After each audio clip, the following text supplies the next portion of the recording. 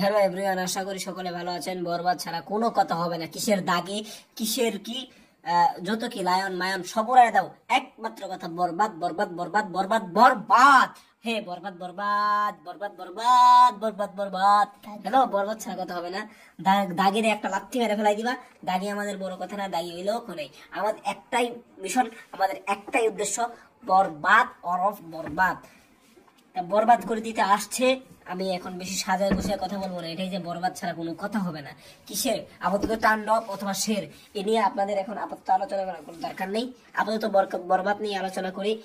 ঈদের পরে বরবাদ এবং শের নিয়ে, বরবাদ এবং শের নিয়ে তারপরে বলেন। সার কেন বললাম জানেন? অনন্য মামুন লাগে এই বরবাদ শের আবার সার না কি বানায় আল্লাহ জানে।